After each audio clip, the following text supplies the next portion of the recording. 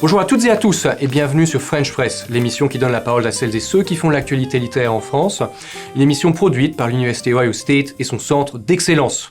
Aujourd'hui, nous avons la joie d'accueillir Abdourahmane Ouaberi qui vient nous parler de 10 mois pour qui j'existe, un roman publié en août dernier aux éditions Jean-Claude Lattès. Je suis accompagné pour cette émission par ma collègue Dr Lucille Toth qui est chorégraphe et professeur dans le département de français et d'italien de l'Université Ohio State. Bonjour Abdourahmane Ouaberi. Bonjour, chers collègues, chers amis. Donc, Lucille d'un côté, Benjamin de l'autre. Je suis ravi et fort aise de vous retrouver depuis 1000 ans et de parler à vous qui êtes à Ohio State University. Absolument, merci infiniment d'avoir trouvé le temps de nous parler aujourd'hui de votre roman.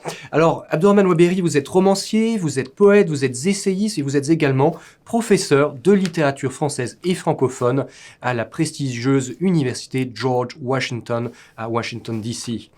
Vous êtes né en 1965 à Djibouti, vous avez passé les 20 premières années de votre vie. Vous êtes ensuite installé à Paris en 1985 afin d'étudier l'anglais et avant de devenir rédacteur aux éditions Le Serpent à Plumes, et également critique pour Le Monde diplomatique. Vous avez ensuite enseigné l'anglais à Caen, où vous avez résidé jusqu'en 2006. L'année suivante, vous avez reçu une importante bourse à Berlin avant de vous installer à Washington. Alors vous êtes l'auteur de nombreux romans et essais qui ont reçu des prix importants, notamment le Grand Prix littéraire d'Afrique noire, le prix Louis Guillou, le English Pen Translation Award, le prix French Voices également, pour n'en citer que quelques-uns. En 2010, vous avez été pensionnaire de la Villa Médicis à Rome et en 2021, vous avez remporté la prestigieuse médaille d'or de la francophonie.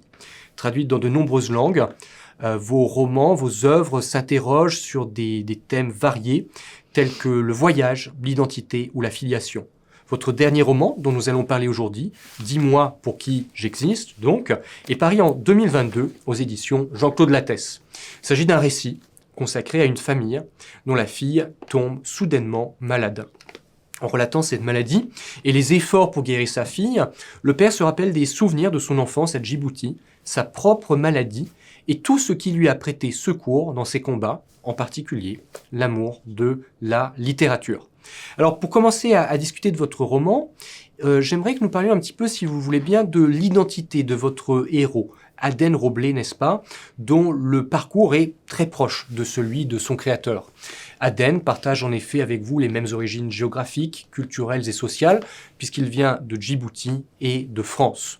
De même, comme c'est votre cas, il est écrivain et professeur à Washington University, pour ne nommer que quelques similarités entre vos biographies respectives. Alors j'aimerais savoir pour quelles raisons vous avez fait le choix de ce qu'on pourrait appeler l'autofiction, en l'occurrence. La distance que celle-ci instaure entre vous-même et votre héros était-elle rendue nécessaire par l'expérience douloureuse que raconte votre livre, cette expérience de la maladie soudaine d'une enfant? Merci, professeur. Vous savez, nous sommes, vous et moi et Lucille, à la fois des gens qui nous attelons à la création et on peut dire by daytime, tu vois, et les soirs, et by night, nous sommes, non, plutôt l'inverse. By daytime, nous commentons ce qu'on a fait, et les soirs, nous créons, vous et moi. Euh, donc, ce que je pourrais dire, c'est évident que mon dernier travail aux États-Unis d'Afrique, pardon, dis-moi pourquoi j'existe, et les précédents, hop, ça marchera pas, qui s'appelle Pourquoi tu danses quand tu marches. Ces deux ouvrages appartiennent au genre, au sous-genre de l'autofiction, inventé, commencé euh, qui est un genre très français, hein, dont la généalogie est assez claire et assez datée. Alors, la question qui se pose, c'est pourquoi j'en suis arrivé à l'autofiction, qui n'était pas au départ, euh, qui n'avait pas mon penchant ou mon inclinaison. J'avais écrit, comme vous l'avez dit, sur ce que j'appelle le grand monde, le monde au loin, ce que les Américains appellent out there, n'est-ce pas, ou le wilderness, et qui sont des thématiques, qui sont des questions qui préoccupent les artistes souvent qu'on rattache au Grand Sud, Global South. Donc, je suis ressortissant de ce qu'on appelle aussi En fait, j'habite plusieurs lieux, mais disons, un des lieux que j'habite est aussi le monde du Sud postcolonial. Et de ce fait, l'essentiel de mes premiers travaux concernait la question de la nation building, l'édification de la nation, comment une jeune nation arrive à exister et quels sont les défis qu'elle rencontre. Cette problématique assez exprès générale préoccupe beaucoup d'écrivains en venant de jeunes nations.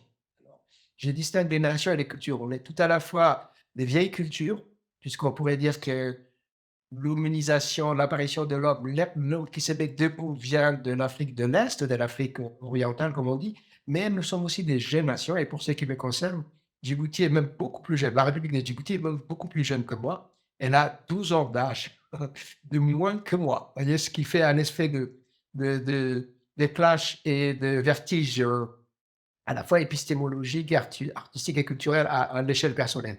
Donc, je suis venu à l'autofiction que très récemment, pour des raisons que vous avez d'ailleurs citées, qui est l'expérience de la maladie à la fois personnelle et familiale. Et longtemps, j'avais un peu mis de distance avec l'autofiction et avec cette part de moi souffrante. Donc, en fait, la seule manière de trouver une espèce de raison, si j'allais trouver une raison, c'est de dire que j'ai atteint une sorte d'âge de maturité. J'ai dépassé la cinquantaine depuis quelques années maintenant. Et à l'orée, disons, quand j'ai dépassé la cinquantaine, je me suis dit finalement, les questions personnelles et les questions politiques sont en fait très liées. Et donc, je n'ai pas eu, disons, de distance par rapport à mes petites souffrances. J'appelle ça faire ma petite révolution sur moi. Et j'ai fait une révolution de 180, 360 degrés sur moi-même, en fait, parce que j'ai parlé du grand dehors et maintenant, je pense qu'il est pas inintéressant de parler du dedans. Et en fait, j'ai utilisé l'expérience familiale puisque j'ai construit les 2 livres. C'est un diptyque, en fait. Les 2 livres se répondent, sont publiés chez aux éditions Lattès à 3 ans d'écart. Et donc, le premier parlait de la souffrance du père et le second, donc les derniers volumes qui s'appellent Dis-moi pour qui j'existe. Dis-moi pour qui j'existe, justement, signale bien le lieu de l'annonciation et la discussion, euh, la relation narrative et discursive entre justement un père, Adam Roblé, sur lequel peut-être on va revenir, et son enfant, Béa, dans le roman. Et est-ce que dès l'origine de votre travail, vous avez pensé ces deux textes en relation? C'était un diptyque dès la première conceptualisation de votre projet littéraire? Ou est-ce que quelque chose dans le premier a été finalement un point de départ pour un deuxième livre dont la nécessité s'est imposée à vous dans un second temps? Disons, c'est les 2 options sont presque possibles. J'avais envisagé que les filons, on va dire, les sillons autofictionnels allaient m'occuper quelque temps. Je savais que j'allais faire un premier livre, mais j'ai pensé même faire un deuxième, en tout cas pas celui qui est advenu, mais un autre légèrement différent. En fait, j'ai pensé à un temps que je n'avais pas fini avec Adam Roblé, qui en fait un espèce d'alter ego, comme vous l'avez dit, d'une part, et son arrière-plan. Donc, j'ai pensé peut-être que les volumes 2 allaient être la grand-mère et j'allais faire une plongée dans la préhistoire, si j'ose dire, de Adam Roblé. Et par exemple, parler des années 70 à Djibouti, qui sont les années de la décolonisation, et pour moi, les années de l'enfance, qui est pour moi un moment important. Comme vous savez, on ne fait que tourner à l'adolescence et à l'enfance pour nous autres créateurs. Et peut-être finalement envisager un troisième volume qui serait sur la fillette, l'enfant. Mais finalement, je me suis dit que peut-être que j'avais déjà écrit le roman 2 qui était déjà en fait advenu et dont on retrouve certains fragments dans mon ouvrage de 2003, qui s'appelle Transit. Donc finalement, disons, mis en parenthèse le deuxième volume et je n'ai fait que, voilà, j'ai déplacé les 2 volumes. Donc c'est à la fois qui devait être une trilogie finalement est resté un diptyque. Alors dans ce roman, vous prenez, n'est-ce pas, le parti d'explorer la forme épistolaire. Le père et la fille échangeant des lettres qui rythment les mois de leur douloureuse séparation. Nous pouvons également lire votre ouvrage comme une sorte de journal intime qui accompagne au fil du temps l'évolution de la petite malade nommée Béa. Pouvez-vous nous parler de la dimension formelle de votre ouvrage et notamment du croisement original, n'est-ce pas, qu'il opère entre deux genres littéraires, le journal intime d'une part et l'épistolarité de l'autre. Alors la forme de journal intime, de peut-être de confession, pour alors là faire un peu 17e. Alors Rousseau, était déjà présent dans les premiers volumes, du moins dans le premier roman qui s'appelle «Pourquoi tu danses quand tu marches?» et j'avais déjà en fait, moi, je fonctionne comme un chorégraphe, j'allais dire, pour faire plaisir ici. Quand je vois l'arrière-plan de mon histoire et quand j'arrive à entendre, les voix des personnages. Je me dis que là, c'est mon clap, je dis que le roman peut démarrer. Heu, Tant que j'entends pas à peu près toutes les voix, des protagonistes et que je vois pas assez bien l'arrière-plan de mon histoire, ou la scène, si j'ose dire, de mon histoire, je suis encore dans la partie documentation. Je suis pas enfin, dans l'écriture. Alors ici, ce qui était déjà là dans l'arrière-plan et dans la chorégraphie, c'est, la partie intime, journal intime, confession. Ça, c'était, assez clair et il me semblait même que peut-être que les 2 voire 3 volets pouvaient rester dans ce dispositif-là et pour chaque, travail que j'ai fait jusqu'à présent, j'ai essayé d'échanger à la fois ce que j'appelle d'économie narrative, et je fréquente aussi un genre ou un sous-genre. Exemple, dans aux États-Unis d'Afrique, il y a un roman qu'on appelle aussi afro-futuriste ou légèrement, fantastique. En fait, j'ai travaillé sur le genre du récit de voyage, ce qu'on appelait au 16e, 17e, la relation, n'est-ce pas? Donc c'est un peu comme, Montaigne qui parle d'un persan qui arrive dans un lieu et donc le persan, en fait, parle de la France de l'époque. Donc là, j'ai travaillé la relation ou les récits de voyage. Dans par exemple, et je vais, pas vous citer tous les sous-genres que j'ai fréquentés, mais dans un autre roman qui s'appelle, Passage de larmes, j'ai essayé de travailler les ingrédients, en tout cas du ce qu'on appelle les thrillers ou les voilà, les sortes de romans policiers modernes. Parce que la géopolitique, les paysages de Djibouti et l'ancrage géopolitique de la République de Djibouti avec ses bases militaires, finalement convoquaient ce genre, on va dire, de thriller. Dans celui-ci, donc je suis revenu dans la confession et j'allais rester dans la confession ou le journal intime. Seulement, pour la deuxième partie, donc pour, Dis-moi pour qui j'existe, j'ai introduit aussi, comme vous l'avez dit à juste titre, le roman épistolaire parce qu'en fait, les dispositifs s'imposaient. En fait, le roman n'était pas décidé, il a été, on va précipité, on va dire, par la maladie de ma fille.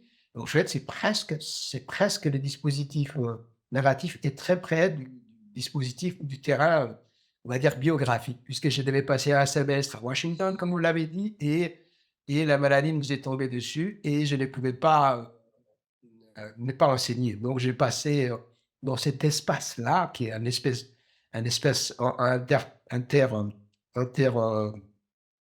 dire, pas intergalactique, mais en tout cas entre 2 espaces et la lettre ou plus exactement sa forme actuelle, la lettre numérique si j'ose dire donc les téléphones, internet, Skype, toutes ces choses-là, FaceTime, permettaient de vraiment actualiser jour le jour la relation et aussi la progression du travail d'écriture. Alors il y a une dualité constitutive de votre texte qui entrecroise le présent de la maladie de Béa et le passé d'Aden, qui revient pour celle-ci à des épisodes de son histoire personnelle à Djibouti. Pouvez-vous nous parler de cet entrecroisement des mémoires de votre roman et notamment de la logique qui préside au passage d'une temporalité à l'autre? Alors ce qui préside la en fait, je suis je veux dire d'un tempérament très, comment dire? Très, très, très véloce. En fait, j'aime bien quand j'ai parlé, même quand j'écris, de passer à travers, par des temporalités, des spatialités et finalement même peut-être par des spiritualités. Donc j'ai du mal en fait à rester dans un cadre et à me rester sagement, mais voilà, mais vous voyez, je suis très voyageur. Donc pour moi, c'était presque évident que la maladie du mais là encore, on va dire, tout ça, c'est un peu ma philosophie, mais disons, dans l'économie du roman, il était très clair que la maladie de l'enfant était parallèle, plus exactement, s'originait dans la maladie du père et donc la maladie du père, et avait des échos, croit-il d'ailleurs, parce que bon, des fois on n'est pas si sûr, n'est-ce pas? Ça a réveillé des vieilles douleurs, donc il croit savoir, le narrateur Edward Romney croit reconnaître toutes les douleurs que la fille lui décrit à distance puisqu'il n'est pas là, hein, n'est-ce pas? Donc il y a ces correspondances qui sont pour le narrateur et pour même l'écrivain qui est derrière, la table, évidentes. L'autre chose, c'est aussi pour créer une continuité avec le roman précédent était un père disait à sa fille: «Voici je vais te raconter d'où je viens et en partie quelle est ton histoire». Et ben, ces narrateurs-là racontaient déjà, cette fille, même quand elle était pas malade, heu, les passés, la partie djiboutienne de son histoire à elle-même, finalement, n'est-ce pas? Et quand la maladie est arrivée, ben, elle a encore creusé ce sillon-là, puisqu'il dit: «Peut-être même mes 2 traumas constitutifs qui sont les 2 moments où j'étais tombé malade gravement, heu, ont l'impression de se reproduire chez toi-même». Donc du coup, ce qui est réveillé et ce qui fait le fuel de ce que vous appelez cette logique, en tout cas, c'est la question de la culpabilité. Qui fait partie du roman d'ailleurs et qui évidemment fait partie aussi, heu, du genre lui-même de la confession. La confession part souvent, bah, comme dit son nom, hein, la confession au sens quasiment religieuse catholique du terme, c'est une confrontation avec c'est un examen de ses sentiments et parfois une manière d'évider, la question de la culpabilité, par exemple. Donc Je ne sais pas si je suis très clair. non, non, non, très clair, et on retrouve Rousseau, hein, que vous mentionniez brièvement tout à l'heure. Alors, votre ouvrage. Je trouve qu'il y a une question avec la maladie, hein, le Rousseau de la maladie est très intéressant pour moi. Absolument, absolument. Alors, votre ouvrage m'a parfois rappelé les rumeurs d'Amérique d'Alain Mabancou, qui propose une chronique de la vie politique américaine avant l'élection présidentielle de 2020. Il y a également une dimension politique dans votre ouvrage, notamment en raison de la présence de votre héros, hein, dans la ville de Washington, centre du pouvoir américain. Pourriez-vous nous dire en quoi Dis-moi pourquoi j'existe se fait également l'écho de l'actualité politique américaine, et notamment de la présidence déclinante de Donald Trump? Alors là, c'est les génies du Dieu, si j'allais dire, sans jeu de mots, puisque, la ville de Washington, d'une part, elle est centre, hein, le marécage qu'il fallait à l'époque assainir et d'autre part, l'université de Washington, George Washington University est à quasiment à 3 blocs de la Maison Blanche. Donc, ça fait partie un peu de la géographie du pays et les Washingtoniens dont je suis parfois. Heu c'est ça, un peu le centre, hein, c'est le capital's nation, American nation's capital comme on dit. On se sent un peu, dépositaire de cette histoire et de ce qui s'est enfin, de l'actualité américaine, états-unienne telle qu'elle se passe. Alors, il se trouve qu'on était à la fin de la période, Trump et comme Trump obsédait, on va dire, le monde entier, ma fille réellement me demandait comment, cette blague avec, Bill Maher, tu vois, qui dit que c'était le croisement d'un mouton et d'une américaine de Washington. Vous voyez, ce genre de blague, on l'échangeait déjà dans la vie réelle.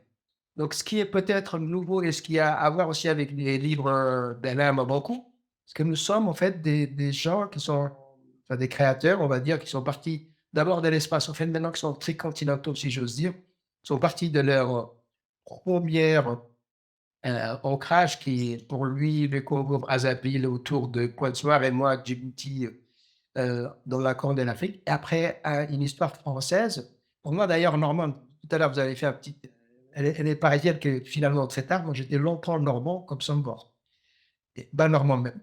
Et dans un 3e sens, maintenant depuis lui et moi-même vivons aux États-Unis depuis 10 15 ans, on va dire et notamment dans ce qu'on appelle l'université américaine qui est le monde académique, américain. Donc le fait que nos ancrages et nos expériences, professionnelles apparaissent dans nos travaux, a fortiori dans des travaux qui ont maintenant une vocation autofictionnelle pour moi depuis récemment, plus longuement pour lui, est tout à fait naturelle d'une certaine manière. Très bien. Alors, page 120 de votre livre, vous écrivez, je cite, les Japonais ont une technique millénaire pour réparer les objets cassés. Ils l'appellent kintsugi. Les éclats et brisures sont traités avec de l'or fondu. Il ne s'agit pas de corriger ou remplacer la partie cassée, mais de reconsidérer l'objet dans sa totalité, d'intégrer la brisure dans l'histoire de l'objet. Il s'agit de transmuer ce qui a été cassé en quelque chose de plus beau que ce qu'il était au départ. La maladie n'est pas une atteinte, une brisure. C'est la voie par laquelle l'être tout entier parvient à s'éveiller à sa vraie nature d'être humain. Certains ont trouvé un mot qui a tout son sens ici. Une fois guéri, l'ancien patient accueille un autre être si semblable, si différent aussi. Alors j'ai trouvé ce passage particulièrement réussi, sans doute parce qu'il dévoile en filigrane le projet littéraire que votre roman s'efforce de mettre en œuvre. En quoi peut-on dire que cette pratique japonaise, le kintsugi, est une métaphore de votre livre dans son ensemble, une métaphore qui souligne sa capacité à transmuer la maladie de Béat en un objet esthétique. Écoutez, je suis très, très flatté, et très touché par cet aspect. Notre ami commun, Michael Ferrer, peut-être aborderait, puisque lui, il connaît encore mieux que nous, l'esthétique japonaise dans son ensemble. Mais ces passages, oui, c'est ce que j'ai essayé de faire. Heu c'est une, là encore, voilà, là, par exemple, bon, avec votre belle question, là, on arrive à ce que j'appellerais des spiritualités aussi, parce que j'épouse des spatialités et des temporalités, mais j'épouse aussi des spiritualités parce que la spiritualité, dont d'ailleurs l'art est un des modes, n'est-ce pas, d'expression, des médiations, est une manière d'être pleinement au monde. Si nous ne sommes pas liés à un lieu et à des lieux d'ailleurs, et si nous ne sommes pas dans la sociabilité, ce qu'Édouard Glissant appelle la relation, c'est-à-dire le fait d'être au monde avec d'autres, heu eh ben, c'est l'élan qui ou les 3e mois, si vous voulez, le 3e temps, c'est le temps de la célébration de cette communauté-là. C'est là où on est dans les spiritualités. Et je pense que l'art, principalement, enfin, pas principalement, mais l'art est un des modes, de la spiritualité. On sait que l'écriture, le chant, la danse avaient des vocations, rituelles avant de devenir «désacralisé» entre guillemets ou de «laïcisé» entre guillemets. Donc je pense que ce que j'ai tant, en vieillissant, à retrouver, c'est, bah, justement, c'est ces modes de la célébration, le fait d'être au monde ensemble et à titre, personnel, le fait que la littérature et notamment la langue française, la littérature, a été l'élément qui justement a permis de racoler, de recoller ces mesures pour en faire non seulement pas la totalité, enfin l'ensemble de morceaux disparates, mais quelque chose d'autre. Hein, le tout est toujours plus intéressant, plus grand que, les parties reconstituées. Ça, il ne s'agit pas de refaire, mais il s'agit de faire autrement, de dépasser autrement, donc de rajouter une espèce de plus-value qui viendra de ce qu'on appellera la part spirituelle et donc la célébration. Je ne sais pas si je suis très clair ou très confus. Absolument, non, non, bien au contraire, très très clair. Alors je vais donner à présent la parole à Lucille Toth qui a préparé des questions au sujet de Dis-moi pour qui j'existe. À travers le récit de ses souvenirs, Aden cherche non seulement à transmettre un héritage culturel, mais également un certain nombre de valeurs et de principes. Parmi ces valeurs et ces principes qui sont transmis par le père à la fille, lesquels vous semblent prépondérants dans l'éducation qu'il s'efforce de lui donner? Ah! Heu, moi qui aussi je disais, je suis au clair là tout de suite avec votre question, mais il n'empêche que, comme on disait, le 2 volumes, les diptyques à voir avec la maladie et parfois il a à voir aussi à une forme de rémission de la maladie, de dépassement de la maladie.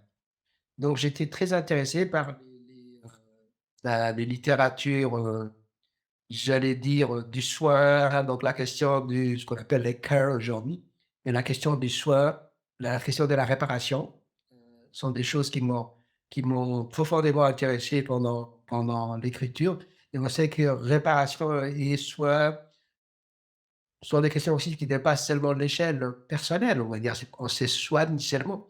Par exemple, tous les travaux, je ne sais pas si vous connaissez Pictural et qui va plus loin, que Kader Hatchi a fait depuis des années du côté de Berlin, de la question de la réparation à plusieurs échelles, j'allais dire, m'intéresse beaucoup. Donc ici, une des valeurs que j'ai essayé de transmettre à ma fille, ben, c'est justement la persévérance, le courage.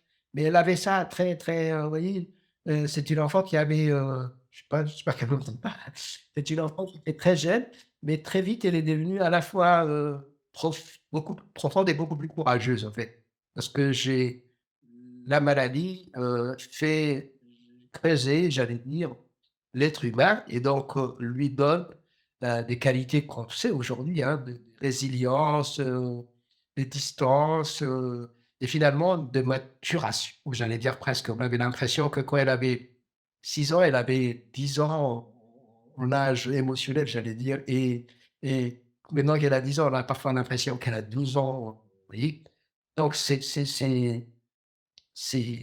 éducation-là, pour revenir à votre question, va d'ailleurs dans les 2 sens. Elle n'est pas seulement du père à l'enfant, mais elle est aussi inversement de l'enfant au père et donc le père a aussi à accepter, un certain nombre des souffrances qu'il avait au départ et que l'enfant lui a appris. Non, mais lui aussi, il a dépassé certaines souffrances. Mais par exemple, la valeur d'endurance, la valeur de de patience sont, des qualités que le père transmet à la fille, mais dans ce cas spécial aussi de souffrance partagée, j'allais dire. Ils ont presque déjà un langage commun. Waouh! Le titre de votre ouvrage a une résonance à la fois musicale et autobiographique pour le narrateur. Vous avez un petit peu déjà abordé cette question, mais pourriez-vous nous expliquer pour quelles raisons vous avez choisi d'intituler votre roman « Dis-moi pour qui j'existe » ? Ah bah, c'est presque dit dès le début. Dès le début, il y a 2 convocations, j'allais dire, des évocations et à la fois et ça aussi, ça me plaît beaucoup parce que c'est un peu mon parti pris esthétique de mélanger aussi, les registres. Vous avez d'un côté une référence, philosophique, religieuse profonde qui vient du rabbin Hillel, qui alors là, Hillel est sage et ça nous ramène à, je ne sais plus, premier millénaire, quelque chose comme ça. Enfin, ça nous ramène très, très loin et d'autre part, un chansonnier, qui s'appelle Joe Dassin, qui est américano-canadio-français, n'est-ce pas? Et ça me permet de mélanger un peu le haut et ce que j'appelle le haut, hein, ce qu'on appelle la culture de prestige avec la culture populaire et Joe Dassin m'a quasiment donné le titre, hein, parce que, je ne vais pas vous la fredonner, je ne ferai pas un karaoké, mais c'est une église ta ta ta ta ta ta ta ta ta ta ta ta li da li da da da. Donc la chanson est présente et ce qui m'a intéressé dans la chanson, enfin et dans les titres déjà, la chanson accompagnait mon enfance puisque c'est une chanson des années 70. Et je viens de Djibouti, qui est aussi une base militaire française. Donc, toute la chanson, les chansons à boire, les chansons, heu, les années yéyé, Salut mes copains, Sylvie Vartan, ça fait partie de ma jeunesse, donc je connais par cœur ou je connaissais plutôt par cœur tous les titres. Donc ça, c'est pour la part un peu mémorielle. Mais ce qui m'intéressait du point de vue de la création de la dramaturgie, c'est que ça mettait en place aussi les 2 pôles de la conversation, de la chorégraphie, hein. Dis-moi pour qui j'existe. Celui qui parle dit, à celui à qui il s'adresse: «Je n'existerai pas sans toi» et donc ça fait, cette relation sans laquelle il n'y a pas de vie, hein. Les 2 pôles, de cette relation sociale sont l'équilibre, on va dire, en balance, comme on dit en américain, n'est-ce pas? Donc s'il n'y a pas l'un, il n'y a pas l'autre et l'existence de l'un est éveillée, quasiment créée, impulsée par l'existence de l'autre. Ils sont dans cet échange existentiel, je dirais bien, à la vie, à la mort, comme on dit. Dans votre roman, il y a un clair triangle, à la fois physique et imaginaire, Paris, Washington et Djibouti. Chacun représente un moment de la vie du héros, sa paternité, son travail et son enfance. Comment avez-vous travaillé la représentation de ces 3 espaces? Et en particulier, est-ce que vous pouvez nous dire un peu plus de quelle manière vous avez négocié leur présence dans ce quatrième espace que pourrait être l'espace du roman, ou peut-être, comme vous l'avez dit, le digital, le FaceTime, le Skype? On a souvent, on a souvent des difficultés enfin évidemment, sans enjoliver, mais disons que j'ai une facilité, enfin le narrateur a une facilité à se déplacer. Pour moi, par exemple, écrire, j'espère là, je pratique faire un cours chorégraphique, je pratique beaucoup la ventriloquie. Donc moi, ça me paraît très facile de faire parler des gens à l'intérieur des gens, à l'intérieur des gens, à l'intérieur des gens, dans des lieux. Donc ça ne me pose pas tellement de problème. C'est plutôt les limitations et les respects des cadres qui posent bizarrement plus de problèmes que l'outrepassement des frontières. Donc, les 3 espaces étaient déjà là, j'allais dire, dans ma biographie, comme je l'ai dit, et dans les dispositifs romanesques, puisque si moi et ma fille étions dans 2 lieux différents, le 3e lieu, c'était l'arrière-pays de l'autre, si j'ose dire. Donc, il y avait Djibouti qui venait en arrière-plan parce que c'était moi, et je l'ai raconté à ma fille, déjà dans les romans précédents, et les 2 autres pôles étaient déjà là. Donc, les 2 autres pôles étaient reliés par justement tous les réseaux sociaux et digitaux.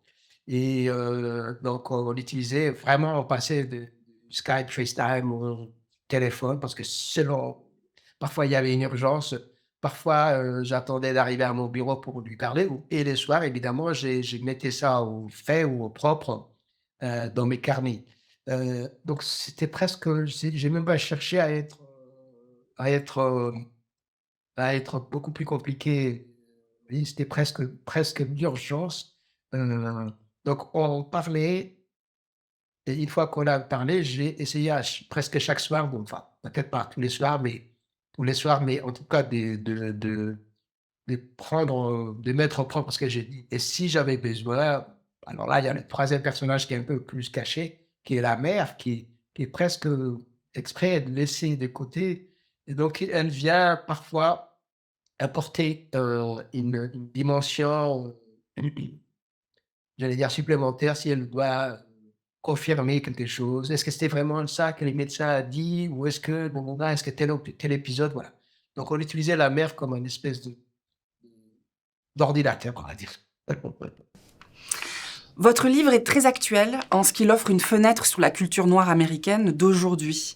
Vous mentionnez par exemple l'université de Howard, de même que la Virginie, les États du Sud, le Black History Month, Barack Obama. En anglais, comme vous l'avez déjà annoncé dans cette interview, il existe les concepts de Global North et Global South, 2 concepts qu'on pourrait donc traduire par le Grand Sud ou le Grand Nord, les pays du Sud, les pays du Nord. Ici, vous semblez redéfinir l'idée de ce Global South en juxtaposant l'Afrique, Djibouti, et les États du Sud des États-Unis, voire l'Amérique noire dans son ensemble. Est-ce que vous pouvez parler un petit peu de cette juxtaposition entre l'Amérique et l'Afrique, et peut-être où se situe la France dans ce parallèle? Vous savez, avec Alain, nous sommes en train d'écrire un volume, un 2e volume qui s'appelle le Dictionnaire enjoué de culture de la France noire. Et le 1er volume s'appelait Dictionnaire enjoué de cultures africaines, le 2e volume France noire. Et si on poursuit l'aventure, on pourrait faire Dictionnaire enjoué de culture afro-américaine ou africaine-américaine. Donc on voit bien que nous élargissons, on va dire, le champ à la fois par notre histoire. Venu d'Afrique, c'est une journée en France devenue français. Puis maintenant, français francophone enseignant aux États-Unis. Parce que, comme bien même nous sommes noirs, nous sommes aussi porteurs de cette langue française et nous sommes aussi des Français. Donc, nous ne nous confondons pas avec des Américains noirs qui s'est arrivé il y a 400 ans ou il y a 500 ans, n'est-ce pas? Mais on avait déjà fait ça précédemment dans nos livres précédents. Par exemple, moi, j'avais presque mon premier roman américain, entre guillemets, qui était avant Pourquoi tu danses quand tu marches, ou plus exactement avant celui-ci, Dis-moi pour qui j'existe, dans un roman qui s'appelait La Divine Chanson, où j'avais pris comme personnage principal l'artiste africain-américain qu'on appelait le Godfather of Hip Hop, qui s'appelle Gil Scott-Heron. Et avec Gilles Scott-Heron, j'avais déjà travaillé, puisque Gilles Scott-Heron est de New York, il est de Spanish Harlem, d'une famille qui vient de Chicago, mais aussi des Jamaïcains. Et on voyait, et Gilles avait aussi, il est des années 70, donc les années 70 et 80, c'est cette période de la Black Art Movement où les Américains noirs aussi tués. D'ailleurs, j'ai pris un d'acheter pour actualiser tout ça, tu vois, d'acheter. Donc, on voit bien que dans le monde culturel, on pourrait prendre alors là, cette fois, pas une métaphore glissantienne, mais prendre Gilroy, par exemple, ce qu'il appelle l'Atlantique noir, on voit bien que les relations entre l'Europe, l'Afrique, l'Europe, les États-Unis, dans le monde noir, ont toujours été en circulation. Alors, dans un coup, quand il va à la Nouvelle-Orléans, il est à Congo Place, il s'est fait arrêter en disant: «Mais attends, t'es un Congolais, ici on appelle Congo Place». Et moi, quand à Washington, on m'arrête dans toutes les rues parce qu'on me prend pour un Éthiopien, parce qu'il y a une grosse communauté éthiopienne qui existe dans les quartiers des Chaumes, qui n'est pas très loin du quartier de Harvard College. Donc, retracer l'histoire, les parts africaines et noires américaines, africaines d'immigration de Washington, me semble tout à fait accepté. Comme je vous le disais, une partie de l'Afrique de l'Est est déjà à Washington. Donc, pour le dire autrement, il y a une espèce d'africanisation du monde, une planétarisation du monde qui va aussi, qui fait aussi écho à une africanisation du monde. Je ne vais pas ignorer, par exemple, que Columbus, Ohio, est aussi une ville sauvage. Et donc, si je viens à Columbus, Ohio, je n'aurais aucun problème à vous amener dans un, deux ou trois restaurants slovéniens, voire éthiopiens. Donc, on voit bien que, y compris l'Ohio est aussi devenu un pays africain. Donc, nous sommes, comment dire, nous ne faisons que prendre écho et rendre écho à cette africanisation du monde qui est en cours et qui, en fait, n'est pas seulement d'Afrique, on pourrait dire qu'il y a une civilisation en Afrique aussi pour continuer les échanges culturels. J'interjecte juste pour dire, venez à Columbus, vous êtes le bienvenu. Ah bah, Quand vous voulez. c'est une invitation lancée, c'était pas totalement, c'était pas totalement innocent. Non. Moi, j'aime beaucoup quand je vais par exemple à Minneapolis, j'ai retrouvé une culture somalie, donc j'attends beaucoup de Ohio. Vous ne serez pas déçus. Votre livre s'inscrit parfaitement dans un courant que vous avez déjà nommé, donc vous l'appelez le CARE, on peut aussi l'appeler les humanités médicales. C'est une pathographie, c'est-à-dire un texte qui traite certes de la maladie, mais surtout un texte qui utilise le jargon médical et fait parler les malades eux-mêmes. De quels ouvrages vous êtes-vous inspiré pour créer cette pathographie? Quelle est votre bibliothèque médicale? Et ben, en fait, on trouve, hein, on peut, vous savez aussi bien que moi qu'avec des yeux, on va dire, nouveaux, hein, même dans les anciens livres, on retrouve, par exemple, j'étais très étonné de retrouver une pathographie, comme vous dites, par exemple, dans les confessions de Rousseau. Et aujourd'hui, je ne peux pas le louper. Je dis, mais comment parce que j'avais lu Rousseau il y a évidemment longtemps et je n'avais pas vu cet aspect de la souffrance. Alors maintenant, peut-être que, vous voyez, comme on dit, si je mets des lunettes pathographiques, en fait, je trouve de la photographie dans beaucoup de récits. Mais plus sérieusement aussi, je suis attentif à ce qu'on appelle aujourd'hui les Disabled Studies. Dans notre université, le département d'études anglaises, à des collègues qui travaillent ce segment-là, j'allais dire, de la culture, de la littérature, ce qu'on appelle English, hein, de la littérature de langue anglaise. Donc, j'ai lu des ouvrages et je m'intéresse parce que finalement, c'est comme si j'avais à 50 ans passé, comme je disais, la maturité. C'est comme ça, je me l'expliquais, mais c'est aussi comme si je me suis identifié, que j'avais fait un coming out qui serait le suivant. Je suis aussi un disabled moi-même. Et j'avais longtemps pas vécu sur les modes de la confession ou de la déclaration ou de l'identité reconnue. Elle était plus ou moins négociée, niée, cachée, etc. Mais depuis que j'ai passé l'âge de la cinquantaine, j'ai fait partie de cette catégorie de gens qui peuvent s'identifier comme disabled. Je dis parfois même je suis polio survivor. Et c'est donc des choses qui sont tout à fait nouvelles pour moi. Et pas non plus une nouveauté totale, mais je veux dire, c'est un élargissement, un approfondissement de notre expérience humaine, c'est tout. Si j'étais plus jeune, j'aurais évidemment découvert ça plus tôt, mais il a fallu 10 ans pour découvrir ça. Et j'ai travaillé aussi à partir de cette expérience-là, avec cette lunette qu'on appelle ici la question du care, la question presque du développement personnel, hein, au sens un peu éditorial du terme. Ce sont des choses qui m'ont intéressé et j'ai aussi allé lire des gens comme Rousseau, encore une fois, avec ces nouvelles lunettes. Très bien, un grand merci pour votre présence aujourd'hui, Abdourahmane Ouaberi. C'est un grand plaisir de discuter avec vous de votre roman paru chez Jean-Claude Lattès, Dis-moi pour qui j'existe. Alors voilà, c'est la fin de notre émission. Elle est arrivée très vite, c'est la fin de cette émission, trop vite. Nous aurons très bientôt la joie de nous entretenir avec P.E. Kéral, qui viendra nous parler de son roman, de son premier roman, paru chez Anne Carrière. Au départ, nous étions 4. En attendant cette prochaine rencontre, n'hésitez pas à nous suivre sur les réseaux sociaux et à regarder nos précédents entretiens sur le site de la Villa Albertine, le site des services culturels de l'ambassade de France aux États-Unis. À très bientôt pour un nouveau rendez-vous avec French Press.